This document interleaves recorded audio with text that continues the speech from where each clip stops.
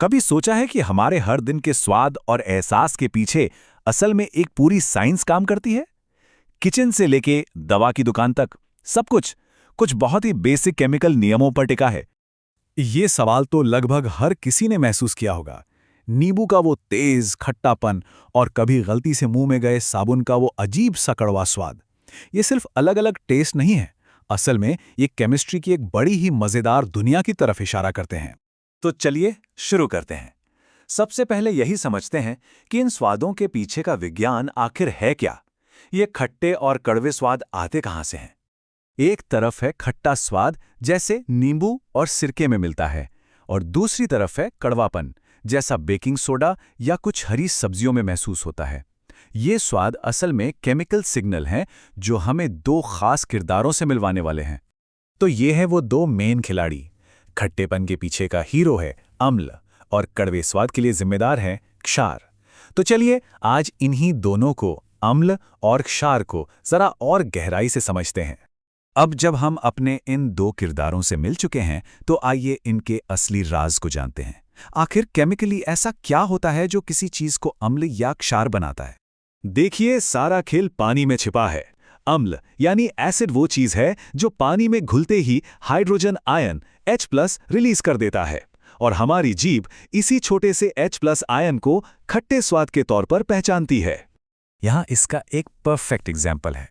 जब hydrochloric acid यानी HCl पानी में जाता है तो ये H+ और Cl- आयनों में टूट जाता है, और देखिए इसने वो जरूरी H+ आयन रिलीज कर दिया। ये समीकरण इस पूरी प्रक्रिया को बिल्कुल साफ साफ दिखा रहा है। और अब बारी है हमारे दूसरे खिलाड़ी की, क्षार। यह भी कुछ वैसा ही करता है, लेकिन एक अलग आयन छोड़ता है, हाइड्रोक्साइड आयन यानी OH-। और यही आयन कड़वे स्वाद और साबुन जैसी चिकनाहट का केमिकल सिग्नल है।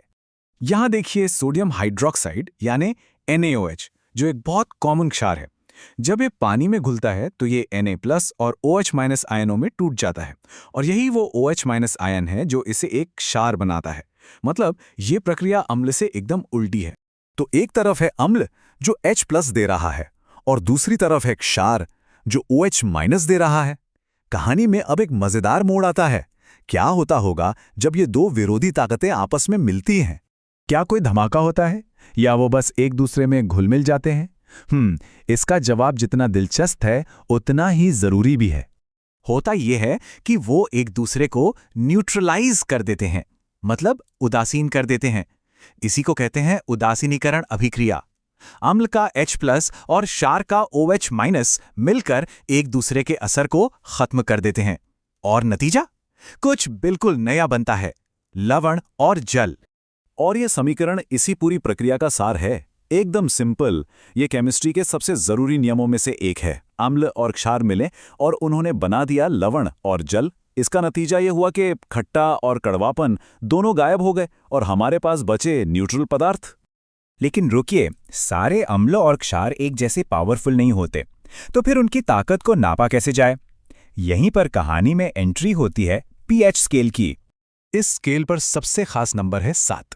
7 का मतलब है बिल्कुल न्यूट्रल, यानी उदासीन, जैसे कि साफ पानी, ना एसिडिक ना बेसिक, एकदम बीच में। और ये रहा पूरा स्केल, 0 से लेकर 14 तक। 7 से नीचे की हर चीज एसिडिक है, और नंबर जितना छोटा एसिड उतना ही मजबूत। और 7 से ऊपर की हर चीज बेसिक या क्षारीय है, और नंबर जितना बड़ा बेस उतना ही शक्तिशाली। ये रंगीन स्केल सब कुछ बता देता है। चलिए इसे रोजमर्रा की चीजों से जोड़कर देखते हैं। नींबू का रस देखिए 2.5 पर है, मतलब काफी एसिडिक है। दूध भी 6.5 पर, हल्का सा एसिडिक है। हमारा अपना खून 7.5 पर, हल्का सा बेसिक है। और बेकिंग सोडा उससे भी ज्यादा। तो ये स्केल सिर्फ किताबों में नहीं, हमारी दुनिया में हर जगह है। तो ये कहानी सिर्फ स्वाद तक ही सीमित नहीं है। अम्ल और क्षार का ये बैलेंस हमारी दुनिया में हर जगह बहुत जरूरी है। चलिए कुछ मजेदार उदाहरण देखते हैं। हमारे पेट में खाना पचाने के लिए एक बहुत ताकतवर एसिड होता है। कभी कभी ये जरूरत से ज्यादा बन जाता है और हमें एसिडिटी हो जाती है। इसका इलाज एक एंटासिड, जो कि एक हल्का सा बेस होता है। ये हमारे शरीर के अंदर चल रही एक लाइव न्यूट्रलाइजेशन रिएक्शन है। और बेकिंग सोडा, ये एक कमाल का बेस है, जैसे हम केक फुलाने से लेकर घर की साफ सफाई तक न जाने कितनी ही चीज़ों में इस्तेमाल करते हैं। और याद है, जब एसिड और बेस मिलते हैं तो क्या बनता है? लवण, यानी सॉल्ट। हैरानी की बात है कि टूटी हड्डियों को जोड़ने वाला प्लास्टर ऑफ पेरिस भी एक तरह का सॉल्ट ही है। इसकी खासियत भी इसी केमिस्ट्री से आती है।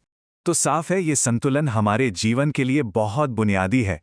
ये हमारे भोजन में है, हमारे शरीर में है, हमारी दवाइयों में है। ये केमिस्ट्री की एक छिपी हुई भाषा है जो हमारी पूरी दुनिया को चला रही है। तो अब जब ये विज्ञान पता है तो अपने आसपास देखने का नजरिया ही बदल जाता है। घर में और कौन-कौन से एसिड और बेस छिपे हो सकते हैं?